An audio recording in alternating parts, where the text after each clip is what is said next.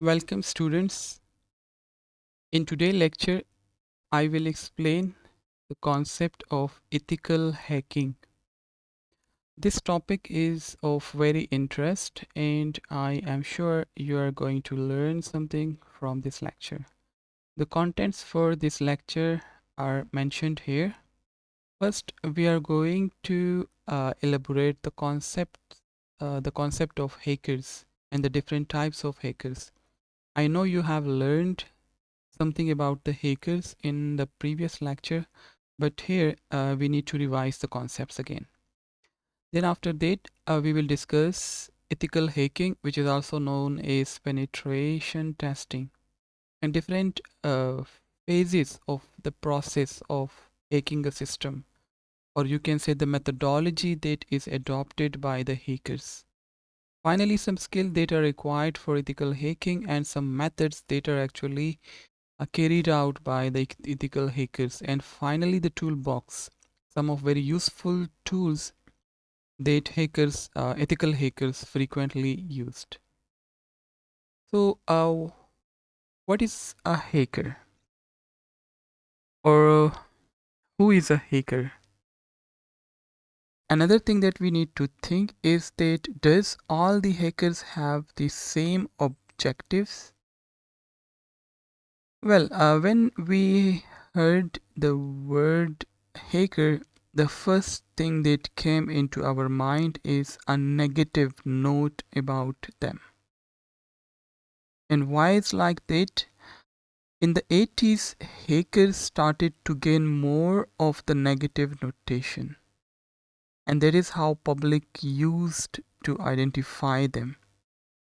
And the consequences, the reasons behind this negative notation is the movie which is known as War Games.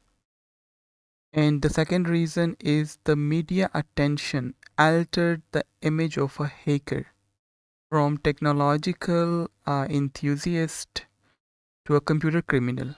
Because in the beginning, hackers used to hack system just as a hobby or just for fun or just for trolling. Now, during the 80s, these two reasons contribute to the negative consequences about the hackers. And during this time, hackers engaged in activities like theft of services, information, breaking system, or sometimes they would make free phone calls. So, hacker actually is a word that has two meanings for us. Traditionally, a hacker is someone who likes to play around with software or with computer systems or with the network. And they enjoy exploring and learning how computer systems operate, how they actually works. They love to discover new ways to work electronically. That is like the positive aspect, the traditional way. But we have a second meaning for the hacker, and that is a recent one. Hacker has taken on a new meaning. And now we normally we think that someone who maliciously breaks into systems for personal gain. Technically speaking, they are going to be like criminals or crackers. Remember the concept of the cracker? Okay, so crackers actually break into, or you can say crack a system with malicious intent. They are out for personal gain, for personal fame, for profit, or maybe sometime for revenge purposes. They actually modify, in some cases they delete, in other cases they steal the critical information. And they also make the life of other people very miserable. But the good guys are also there, the white hat hackers. They don't they don't like the same thing. They have different objectives. So we need to put them in a different category from the bad guys, the black hat hackers. Actually, the concept of the hate, like the black hate, the red hate, the gray hate, it derived from Western movies where good guys used to wear white cowboy hats and the bad guys will wear black cowboy hats.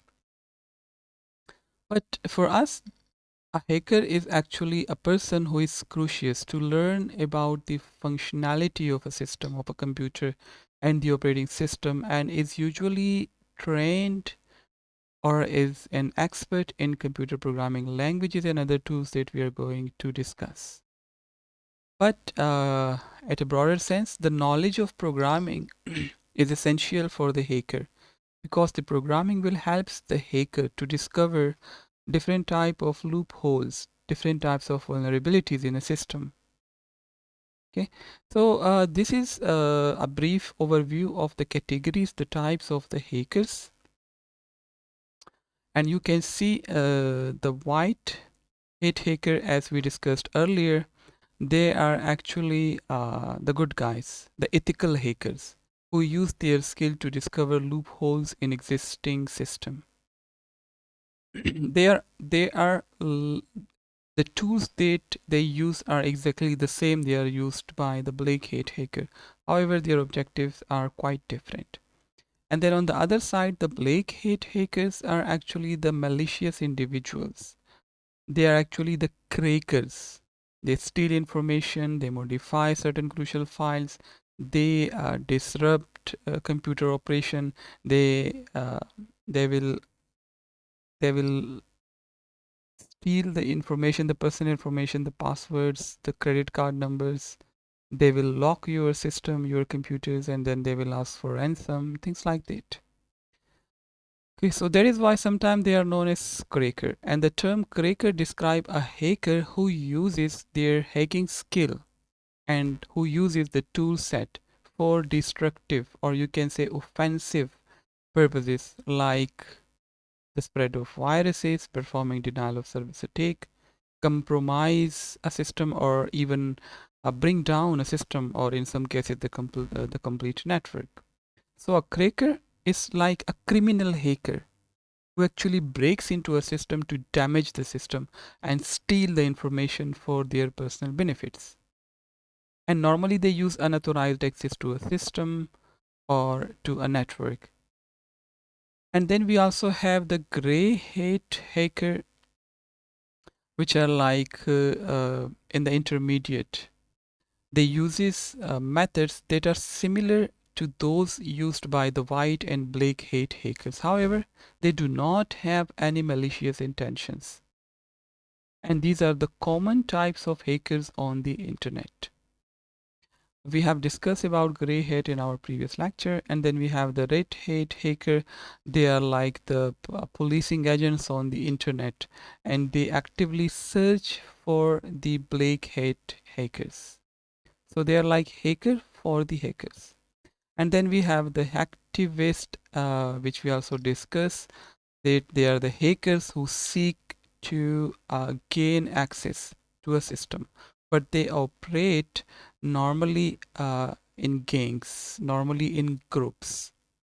Okay, and they like try to deface the website of a particular company or maybe a government agency to protest against certain policies and things like that. And then we have the beginners, the script kiddies.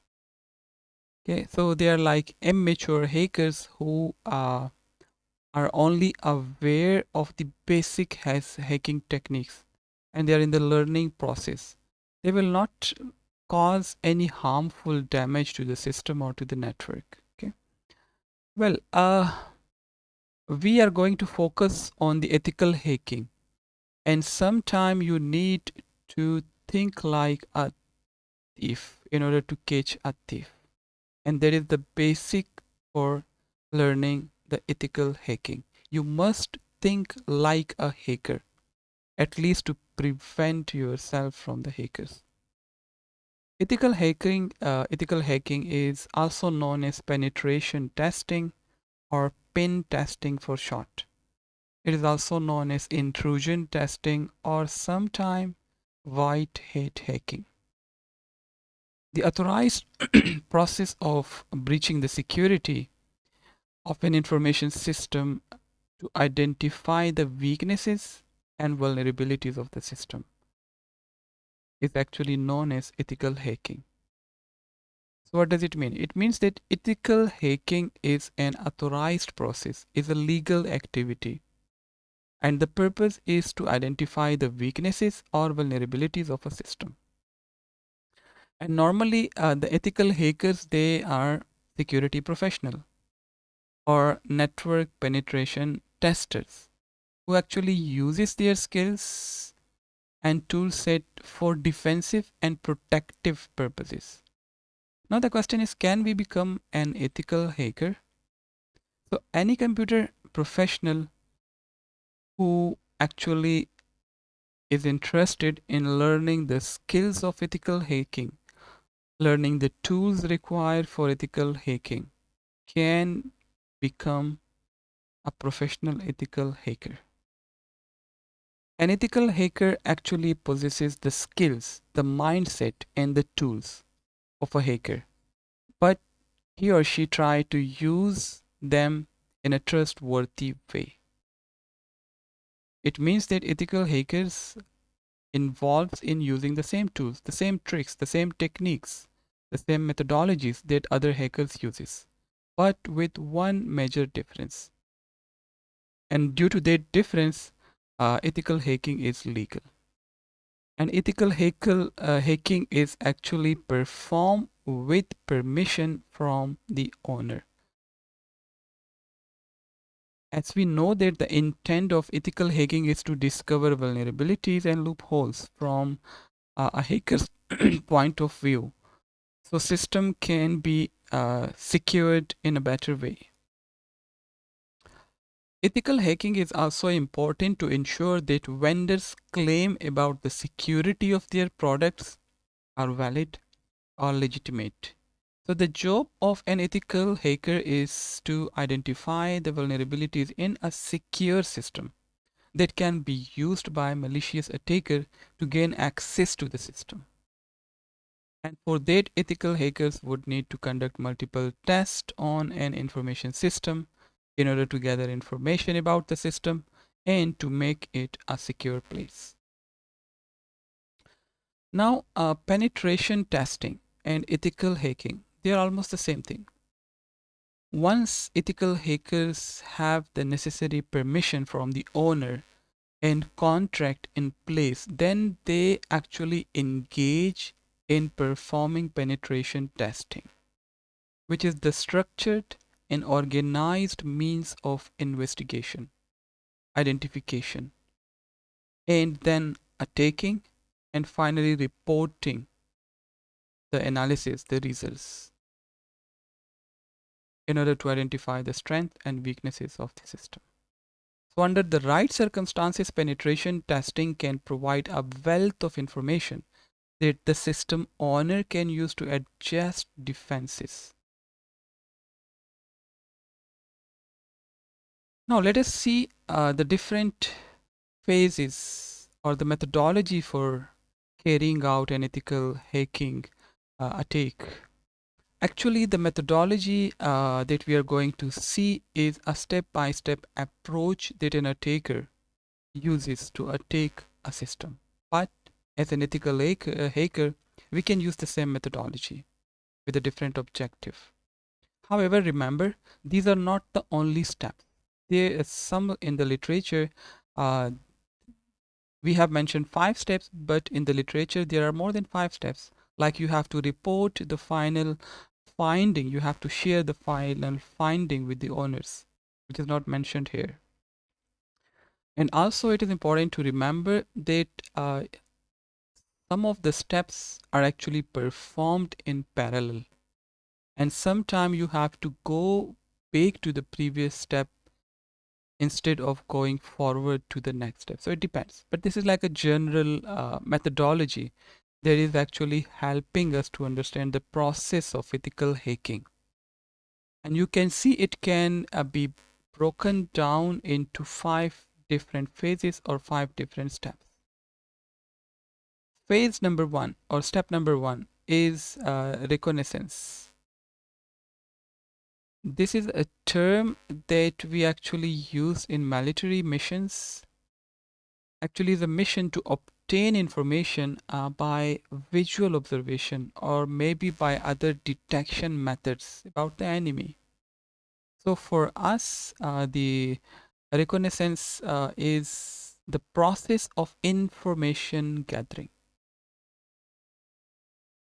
An ethical hacking is a process for gathering the information about the target, about the system, collecting data about your target. And for that, you have to use sometime publicly available sources. So in this phase, the ethical hacker actually gather relevant information regarding the target system.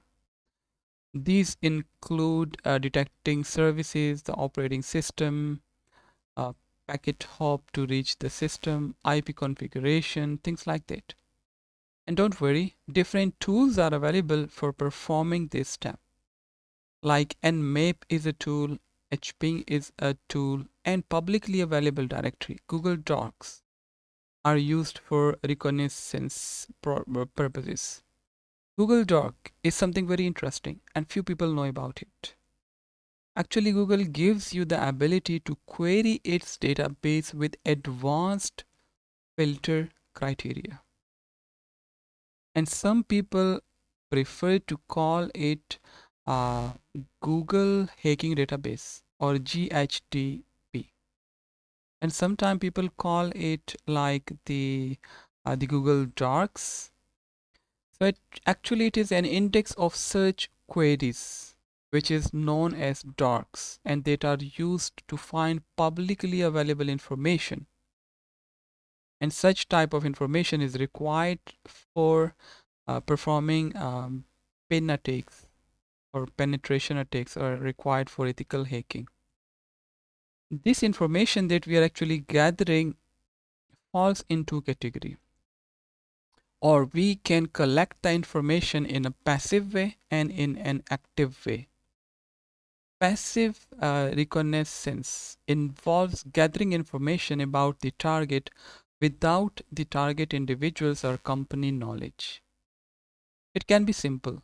For example, watching a building, observing a building to identify what at which time employees actually enter the building and when they leave. However, you will not be doing this stuff. You will be doing most of the tasks regarding passive reconnaissance by sitting in front of a computer. When hackers are looking for information on a potential target, they commonly run an internet search. That is the common way. By using advanced technique, you can perform an internet search like Google Doc. And I'm sure many of you have performed the same search on. Sometime we search on our own name, sometime about a potential employee, or just to gather information about a topic. For example, I have given an assignment to you about ethical hacking, and then you sit down and start searching about gathering information about that topic. Okay, so passive reconnaissance is like that. And also for information gathering, you have to search different websites, domains, IP addresses, publicly available DNS records, or maybe previously leaked credentials about the company, about the individual, about the organization, or maybe some information you can gather from company presence on the social media like Facebook, like LinkedIn, etc. And also you can use different social engineering technique. Social engineering is the topic for our next class. So social engineering can be used for information gathering. Beside from social engineering, you can use sniffing technique on the network, which is another mean of passive information gathering. And also plenty of other tools are available and methods are available. Beside from passive, we do have active reconnaissance as well. And active mean involving, like you are using different probe messages, different messages for inquiry purposes, for gathering information on the network to discover the individual host, individual IP addresses, individual services on the network. And this active process actually involve more risk of detection. Why? Because active process can give a hacker an indication of security measure in place. Okay, but the process also increase the chances of being caged or at least raising a suspicious activity in the system. So there is more dangerous, and you need to be more careful about performing active reconnaissance. And many software tools that can perform the active reconnaissance. And sometimes these tools can be trace baked to the computer that is running the tools, so increasing the chances of detection for the hacker as well. But as we are using ethical hacking, so we do not need to worry about it. Well, both passive and active methods can lead to the discovery of useful information that could be used in an attack later on. Then come the second phase, which is scanning. And scanning actually involves taking the information that we have discovered in phase number 1 and then using that information to examine the network. So in the scanning phase, the hacker begins to actively probe the target machines or network for vulnerabilities that can be exploited. For this purpose, we can use different tools. For example, dialers is a tool, port scanner is a tool, internet control message protocol scanner is another tool, ping sweeps is another tool, network mapper, SNMP sweeper, Nessus, Nexpose, Nmap, and vulnerability scaling. Different tools are available for this purpose. So hackers are actually seeking any information that can help them to penetrate and attack on a target. And then after scanning, after identifying the vulnerabilities, it's time to gain access. Gaining access is actually the step where the real hacking takes place. In this phase, the vulnerability is located during the previous step. The scanning is exploited using various methods, and the hacker tries to enter the target system without raising any alarms. Vulnerabilities exposed during the scanning phase are now exploited to gain access to the target. And the primary tools that are used here is Metasploit. I think L is silent here. And denial of service attack and hijacking, session hijacking attacks, etc. But that is the tool that you have to use in this phase. The hacking attack can be delivered to the target system, maybe with the help of a local area network, and the local area network could be a wide network or it could be wireless network. Or maybe sometime you can perform the access to a local PC. Maybe sometime you can gain access by using internet, by using remote login, or sometime offline. So it depends on the scenario. Okay, after that, the next step is maintaining access. Gaining access, but you have to stay there for a long time. Long time in the sense that you need to keep your presence hidden from different types of software or different type of tools like firewalls, like intrusion detection system, things like that. And also maintaining access means you have to remove all the footprints, which we are going to cover in the next phase. So maintaining access actually, once a hacker has gained access to a target system in the previous step, they want to keep that access also for future exploitation and attacks.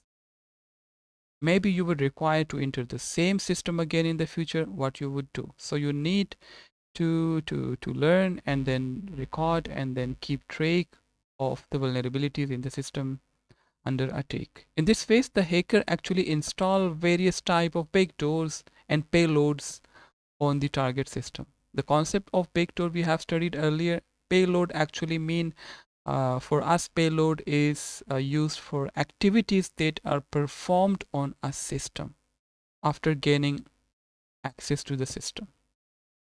And backdoors, that help the hacker gaining quicker access onto the target system in the future. Okay, even sometimes they can install Trojan horse, keyloggers, etc. as well.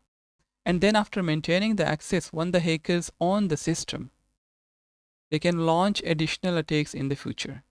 But after everything has been done, we have to move to the final step, and that is the clearing tracks or uh, covering track step. And this is actually the process that some people believe is unethical, is an unethical activity. Nevertheless, ethical hackers still have to perform this phase to demonstrate how a black hat hacker would go about his activities. It has to do with the deletion of logs of all the activities that take place during the whole hacking process. So if you are deleting the log file and you are an ethical hacker, then how you would like give proof to the owners what was done during the whole process. So that is why sometimes it is like an unethical activity, but you have to do it.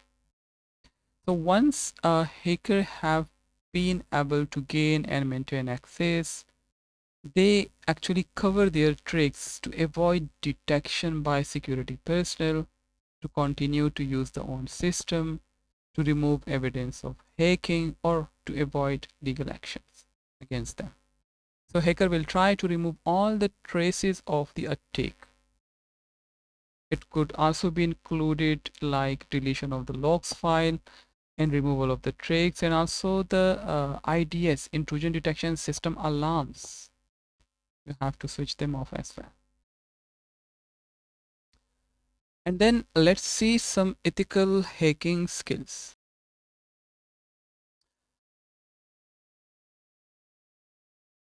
Those who are interested in becoming an ethical hacker, these are some of the skills and some of the tools that we are going to study now. They are important for them. Many individuals in the computer science, in the software engineering field, in the IT field, they would love to pursue a career as an ethical hacker. Of course, this is a profitable career, and you can be employed to work in a large organization or even work as a freelancer, or maybe for government or secret agencies. So you can provide your services to those organizations that are looking for ethical hackers. And system and internet security, IoT security, database security, web security, cloud security, things like that. Many organizations, they would spend a lot of money on these areas to make their resources secure. So the first skill that you would be requiring is programming. Every software and website that you see these days, any application that you run these days, they have been developed by using some kind of programming languages. So as a hacker, you must learn to access the foundation of any website, any software, any application. And you can do this only if you know what a programming language is and which programming language was used to develop that software or that website or that application. Especially being a hacker, I would recommend Python language, also socket programming for network purposes, as well as assembly language. As an ethical hacker, it is important that you know these programming languages. Aside from that, you would be required to work with HTML, JavaScript, PHP, and things like that. So if you have the right programming skills, you can explore any errors present in the website, in the software, in the system. Next thing is Linux operating system. And this is the operating system on which most of the web servers actually run. You must learn to gain access to that web server if you are an ethical hacker. This means that you must know how to code in Linux, not only how to use Linux. And this is a must-have skill for any ethical hacker. You must also have good knowledge and understanding of how this operating system functions. Maybe one day you would be able to develop your own operating system. So you should spend enough time to gain the right skills and knowledge to learn more about the different distribution used under Linux, different flavors available under Linux, like Red Hat Linux, like Ubuntu, like others. And more specifically, Kali Linux is the guru for the hackers. Concept related to virtualization is also important, and that is the art of making a virtual version of anything, like a server, a storage device, an infrastructure, a security service, things like that. So you can make a virtualized version of any resource. And this helps the hacker test the hack that is going to take place before making the hack to go live. This also helps the hacker to check if he or she has made any mistake and revise the hack before going live. So you are working in a virtual environment. And another advantage of virtualization is that you don't need the resources, too much resources. For example, if you want to check your solution on different platforms, what you need to do? Just you need to enable more virtual machine instead of buying physical machines. And then the concept of security cryptography is also important. One of the major area of concern for ethical hacker is the way messages and information are shared between different peoples and different machines, and the way they are transferred from one host to another host. If you are hired by a company, you must ensure that people in the organization are able to communicate with one another without leaking information to the wrong people. And for that purpose, you have to use cryptography. Also, if we talk about the database side, so DBMS is the basic requirement, and it is used to create and manage large databases, and businesses often store their information in a database, and this make it an easy target for a hacker to attack a DBMS or a database. So as an ethical hacker, you cannot attack this database to obtain information. You will know how to expose the security threats and vulnerability in the database. If you have the necessary skill, you can perform any operation on a database, like how to read from database, how to delete, how to update, how to replace, things like that. So you must have a deep understanding of a database schema, a database design, database engine, things like that. And different types of attacks that are related with databases. Networking skill, at least you should know the OSI layers, OSI model, what's happening at which layer, how they cooperate, how they offer services to the other layers, how communication actually take place, what is the communication medium, what is the communication parties, what is the role of a protocol, and things like that. Okay, so remember, the most security threats, they actually originated directly from a network. So you must also be good at exploring any security threat that may exist in a network, and also learn how to handle them. Social engineering is a latest trend, and we will have a complete lecture on social engineering. But for now, is like you will not be expected to spend every waking moment of your life in front of your computer. You are also expected to develop some social skills, and for that you need to learn social engineering. You will learn to manipulate people into giving their personal details, and these details can be like financial details, like passwords, or any other information that is very private and very personal to the person. So you can then use this information to hack into the person's systems, or maybe you can install some malicious software by manipulating that person. So if you have this skill, you can interact with the target audience and not reveal your intentions. Wireshark is a tool that is required, and is an open source, very powerful tool that look at data and show you the various communication path that exist. So you use the tool primarily to capture data from your network, so you can analyze it by using different ways. you will need to be able to decode information that you capture with it. There's a good conduct vulnerability assessment tool by using which you can find different risks in a system as well. Okay, these are some of the tools. You may be required other tools as well. And beside from these skills, you need to know about different types of attacks like remote network is one thing. In remote network hack attempts to simulate an intruder launching an attack over the internet. The ethical hacker tries to break or find vulnerabilities in the outside defense of the network. And that defense could be a firewall, it could be a proxy, or maybe a vulnerability in the router. So the internet is thought to be the most common hacking vehicle, while in reality most organizations have strengthened their security defenses sufficient to prevent hacking from the public network, but still there are chances.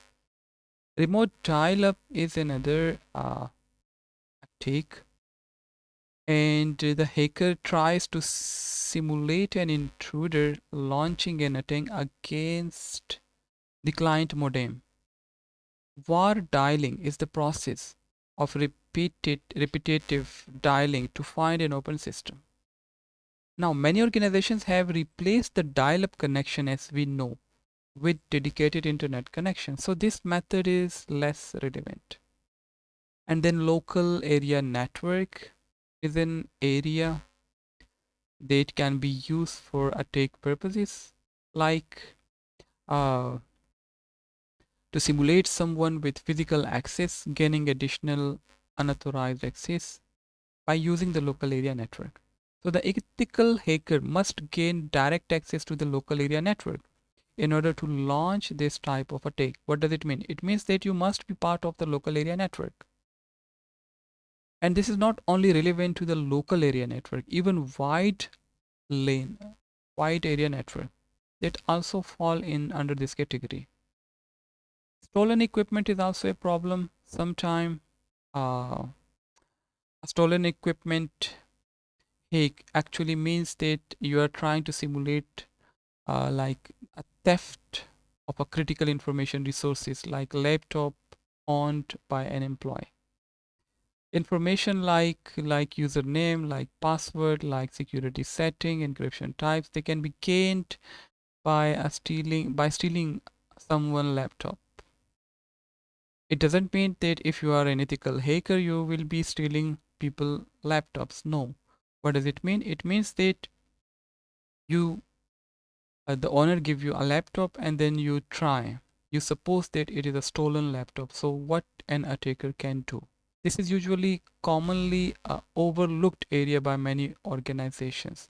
Once a hacker has access to the laptop authorized in the security domain, a lot of information like security configuration, etc., they can be gathered.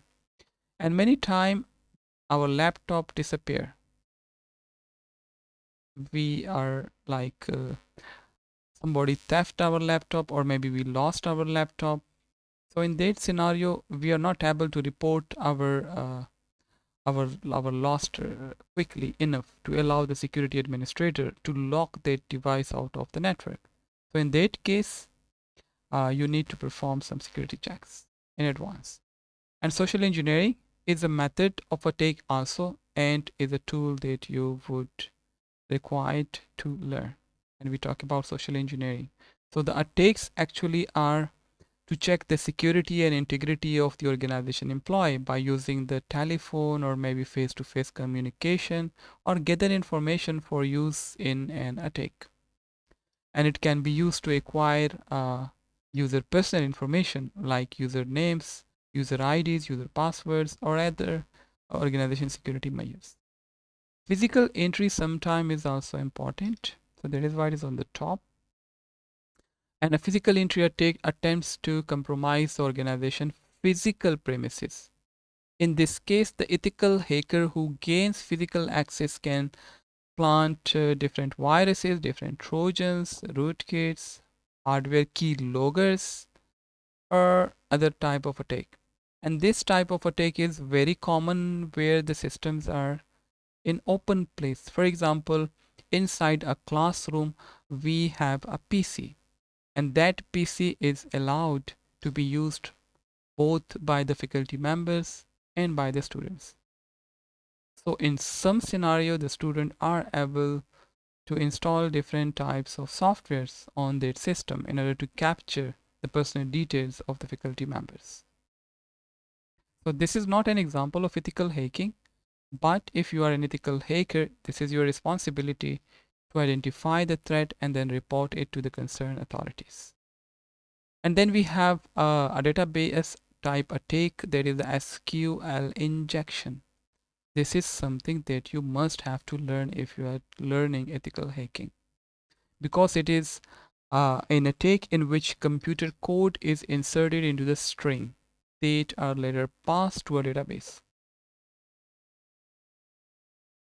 So SQL injection can allow the hacker to target a database, giving them access to the website sometime. The attack that we talked in our last class, the defacing website attack, that actually involve insertion of images or text into a website, and that is often done by using SQL injection. Then we have DNS hijacking attack, and as the name indicate, domain name server hijacking is a type of attack in which the DNS queries are incorrectly resolved in order to unexpectedly redirect users to malicious websites or malicious sites. And to perform the attack, the attacker either install a malware on user computer, or maybe they take over the routers or intercept or hack the DNS communication. And then some other type of attacks that we are familiar with, like the phishing attack that we have studied in the malicious software lecture. And then we have like the viruses, the worms, the distributed denial of service attack, backdoors, botnet, etc. Okay, so we have studied them. What is new for us is the 0-day attack, which is also referred to as day zero.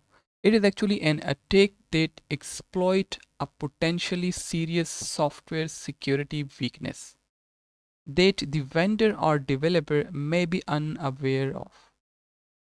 The software developer must rush to resolve the weakness as soon as it is discovered. Why? In order to limit the threat to software users. The term a 0-day actually refers to the fact that the vendor or the developer has only just learned of the flaw in the software, which means they have 0 days to fix it out. So a 0-day attack takes place when hackers exploit the flaws before developers have a chance to address it. And then we have other types of another concept that is new here is the dark web. You must go underground. You must have to explore the concept of dark web. Actually, we have the concept of deep web as well, which is also important. And then we have the concept of dark web. So the dark web is accessible via special software like Tor, which enable user to anonymously connect to the web pages or anonymously visit the web pages. And the dark web is a space not only for the hackers, but also for the criminals, whistleblowers. Journalists also use them to communicate with others. Okay. Now, after some attack methods, finally let us see some toolbox, some tools that you would be required. You can mix the toolbox with the skills that are required. Doesn't matter. Okay, so you can consider them as a tools and you can consider them as a skill. Doesn't matter. So the first thing again I would stress is to go for the Kali Linux, and it is an open source Linux operating system, Debian based Linux distribution operating system.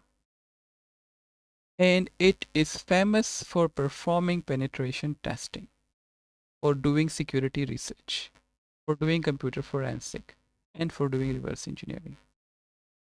And somewhere I learned that Kali Linux has around 600 pre-installed penetration testing programs or tools.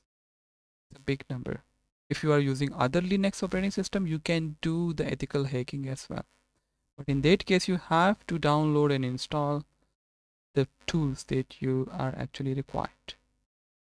So originally the Kali was designed with a focus on kernel auditing, and that is from where it take its name.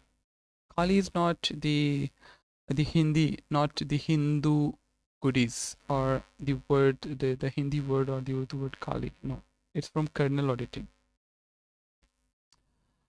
So you can download it free of cost from the kali.org website, and that is your attack platform.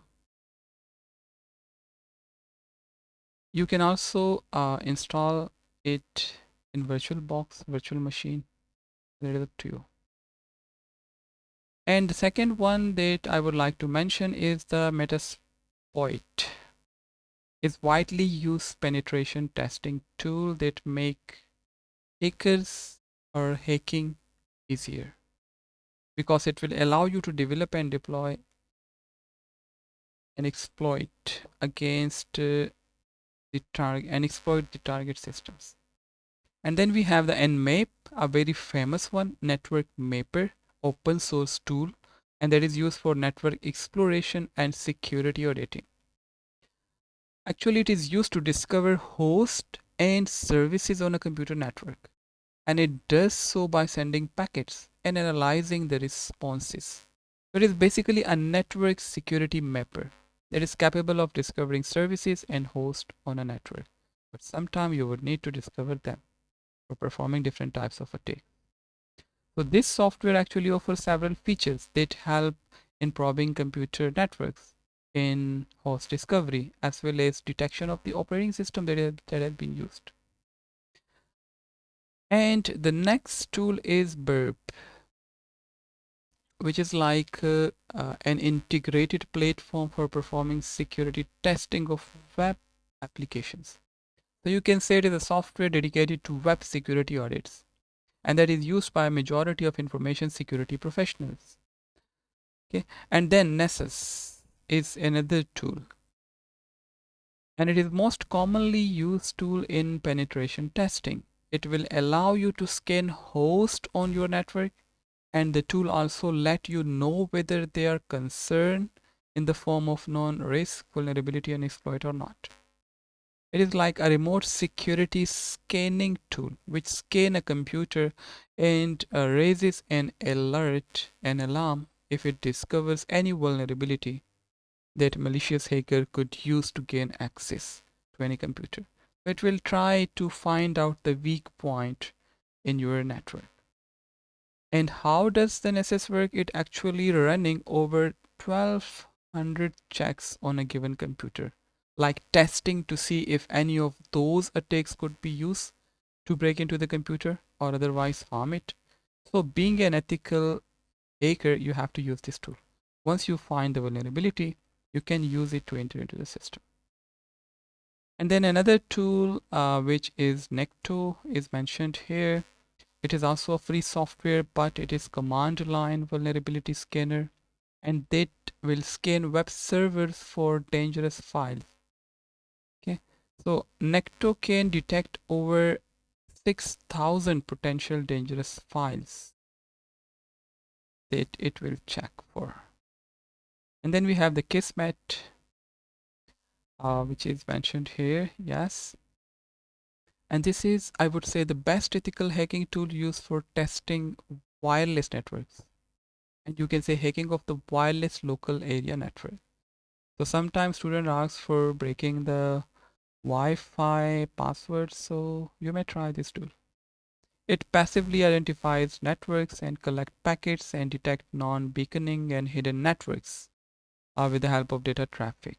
So basically it is a sniffer and wireless network detector. It works with other wireless cards and support raw monitoring mode as well. Then we have the Net Stumblers tool, and this is also known as Network Stumbler. This is a tool for Windows, operating system. So maybe you can find a version for Linux as well. I have no idea. But it will facilitate detection of wireless lanes using standard like 802.11b, A, G, etc. And it will help detect other networks that may cause interference to your network. Well, regarding database, we have a tool that is who is database. It's like every entity mean a company, an organization, or maybe a single person who buys a domain name is required to enter its personal information for the registration process.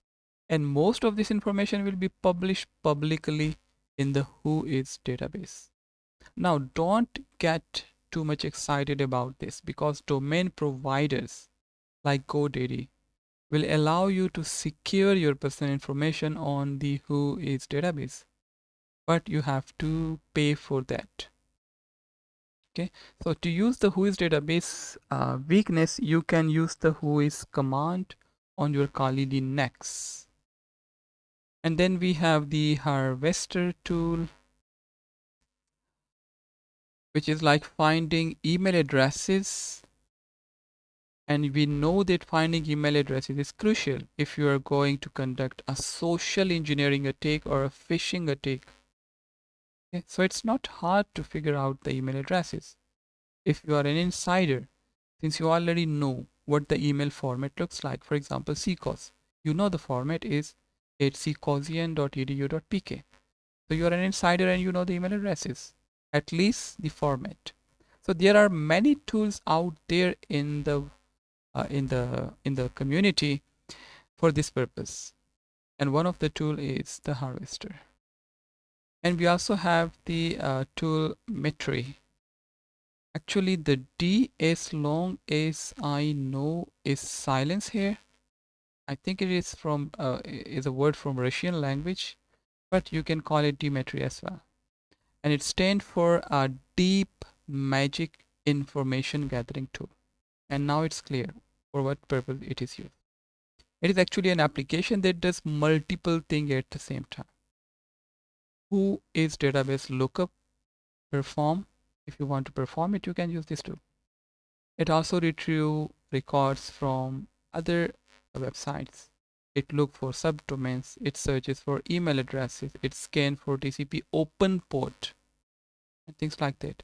And finally, the tool is the Matigo. Matigo.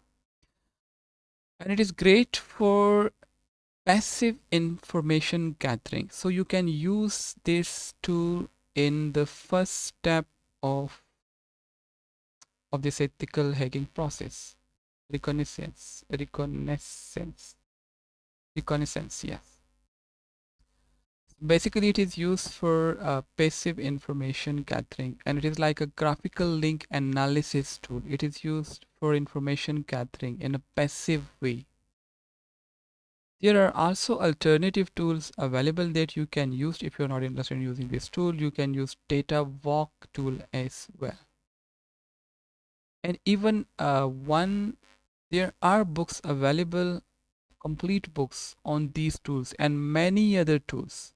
So we will not be able to cover them in details, but I give you a clue of what is the hacker toolbox. So that's it for today. Thank you so much for attending the lecture. Take care and goodbye.